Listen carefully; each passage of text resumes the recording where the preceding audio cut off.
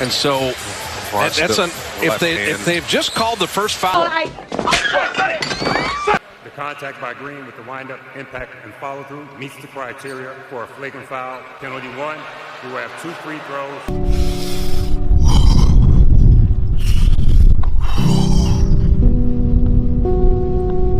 This man is going to end up being the death of me.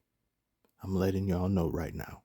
Here's my will as follows. I want a corpse flower around my casket because I have a soft spot for ironic comedy. Get this flower as well. It's called Parrot's Beak for no other reason than the fact that it's called Parrot's Beak. I want the song Unforgettable by Nat King Cole to be played as well. Why does he look like Anthony Edwards? Yes? No?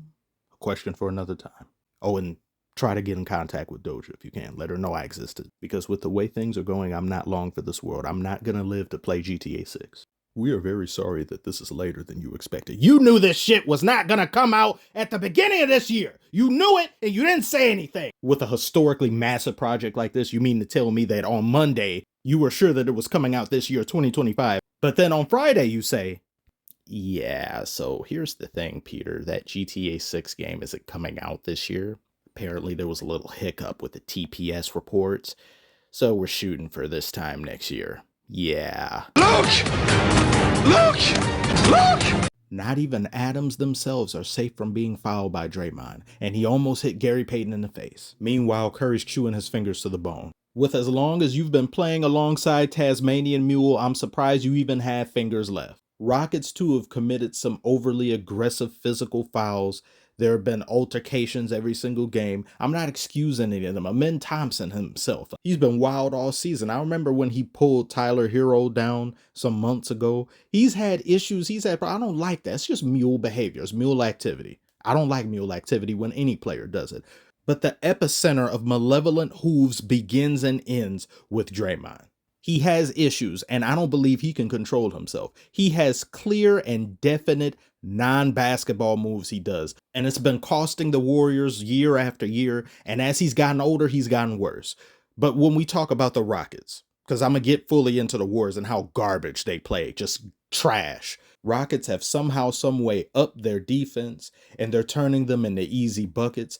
Defense converting itself into offense. And when all you can do is get stops over and over and over again, even if you don't make all your shots, the sheer fact that you have so many attempts at the rim, so many fast breaks, so many turnovers you're causing the other team, eventually you will build a lead that becomes insurmountable. And that's what they did to the Warriors in Game 5. It was an utter embarrassment. And the fact that the third string guys were coming out there and putting on a better effort than the starters really showed just how pathetic the Warriors were playing in that game. Those guys nearly came back. They did the starters' job for them. Fred VanVleet, aka Fred Can't Sleep, has been the fuel for the Rockets. You see what I did there? You like that? That was a good one, wasn't it? Nah, not really. I don't even care. That's just allergies you hear. Nothing more. Fred VanVleet, he's reminding everybody that not only has he been here before, he's done the most and graduated from this class with a title, with a championship. He's led the way for the team offensively. And defensively, you have the likes of Aquaman blocking the ball into the Marianas Trench. And the Warriors had no answer for him because there's nobody tall enough or big enough to do anything about him. I asked them to release my point guard, and he wasn't releasing my point guard. So I was, I told him, I'm going to have to take you away now, mate. And then off he went. I know this is old, but that's just badass. He's pretty badass in general. Trying to crack the shits, are we, mate? Not while I'm here, you don't. Şengün didn't have a particularly, and his name is actually Singin. I remember Ernie saying that on Inside the NBA, but Şengün is cooler. Finish him. Şengün wins. It's just cooler. He didn't shoot the ball particularly great this game, 40% from the floor, but with 14 rebounds, 6 assists, 3 steals, as well as ending up with 21 points, solid game. Dillon Brooks, however, he wasn't playing good at all. He was only out there for about 18 minutes or so, but he was 1 of 5 from the floor. At least it wasn't 1 and 6 or 1 and 7. Oh no, Draymond Green was 1 of 6 from 3-point range. And watch this fight from the Rockets. Yet another reason as to why they're winning this series.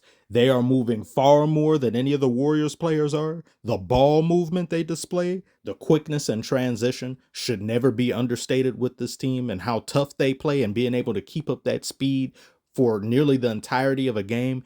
And the defense, as I've already said, that they've played on Curry has been immaculate. Steven Adams himself helping with the double team. And this happened different times throughout the game. Everybody is giving a full commitment on the defensive end. Doesn't matter what position they play. Had Curry talking to Aisha for emotional support. Aisha, help. You got to do something. They all over me. They won't let me breathe. Tweet something, damn it. Segueing into Bowling State Warriors, because all those shots they was throwing up was gutter balls. They had a historically awful fourth quarter. Most of it went by with the team only amounting 5 points. Look at how much time passed in the game and only a 5-point differential. Their controller disconnected and they were too lazy to plug it back in. They were playing so rubbish they were pissing Doris Burke off. Giving up shots to take a three. They're looking for threes. Hopefully, score the ball. Doris sounded like she wanted to speak to the manager. She was fed up with what she was seeing. And what she said rang true so damn much. They are so obsessed with a three-pointer, as well as every other team in the NBA, that they would rather score a whopping 0 on a possession than settle for a 2. This wasn't just live by the 3, die by the 3. After they died from the 3, they died in the afterlife as well. Deceased hoops for the entire quarter. They were 8 of 24 from the field and 1 of 12 from three-point range as a team. At what point do you stop shooting threes? Curry was 1 of 7 from the field in the fourth quarter. Again with the 1 and 7. Those are earth coordinates to somewhere. Who knows where they lead to? Jimmy saw this and got jealous. He said, you want to go trash for trash? Okay, I'll do you one better. I ain't even going to score, period. I'll be 0 and 5. Buddy Hield took 2 shots, missed both of them. Gary Payton took 1 shot and missed it. Draymond was 1 of 2 in the fourth quarter, but those are about his numbers that you would expect him to get. I mean, how well can you possibly shoot the ball when you've got hooves for hands? I really hate to see the game devolve and get watered down to the point that only threes can be thought of, attempted, and pursued nearly the entire game. And if the 3 can't be made and it isn't viable, it's almost as if teams don't know what to do with themselves. Oh, wait, I know what they'll do. They'll double and triple down on trying to get threes. They'll continually set them up. They'll take contested threes. They'll shoot wild threes that to this day, I don't care how the game has changed. There are players that take shots that should not be taken, that are downright foolish, and they all think they're Curry. Even Curry shouldn't take some of these shots. Number 1. Oliver Wilkins, double team Isaiah, left Rivers open for a 3. No, strange shot there. I can't figure that one out. Number 2. Carr back out to Rivers, tries a 3. Wow, strange shot again. Sally with a rebound. Number 3. Weak side's got to pull in with that action. Curry misses. About the same? Yeah, they're about the same. Mind you, he was thinking those shots were strange not only because they were being taken, but also when they were being taken, with too much time left on the shot clock to where it didn't even make sense to do so. Nowadays, every team does that. People see that as normal. This isn't me saying Curry ruined the game.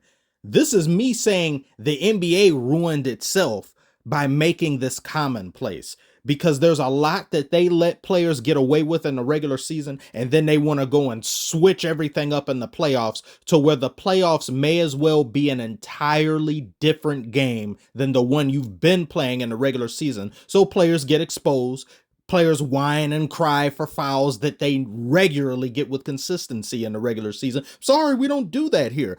And basketball reverts back to how it was in the 90s or early 2000s, when it also just so happened to be its peak best, which is one of the reasons why I've enjoyed these playoffs more so than any in recent memory. They've been very physical. Refs haven't been calling too many things. They're still trash. They're horrible officiating, worst officiating of any sport, but they call it way different. in the playoffs than they do the regular season. But that in and of itself is a problem. That's a pretty jarring experience if you think about it from a player's perspective. But it also reflects poorly on them because they don't learn fundamentals. They only know how to do that or NBA street dunks only to not take part in the dunk contest. Now this has turned into a rant. This is a teaspoon or hors d'oeuvre of what you will be getting with the NBA is Trash Part 2, whenever that comes out. This isn't an old head take. This is me relaying what my eyes are seeing.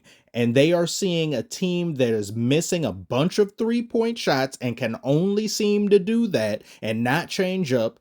Not because the Rockets are pressuring them to only do this specific aspect of the game, not necessarily defensive adjustments, or they wouldn't be taking them, period. They're just taking them because that's what's seen as normal now, and it's stupid. It makes no sense. Teams lose games they shouldn't because of nonsense like this. And don't think I'm arguing on behalf of the Warriors. No, they deserve to lose this game. And they deserve to lose this series if they continue this chicanery in a Game 7 that they could have very easily have avoided if they simply did their job. In conclusion, not only is this dumb to see teams do game to game, but it's also very unentertaining. It's not fun to watch. Y'all better not lose Game 7. You don't want to see what I'll do if you lose Game 7. Rant over. Do you disagree with what I've said? Do you agree? Let me know. As well as who do you think is going to win this series. Appreciate you all for watching. Like and subscribe if you are new. And I will see you on the next one.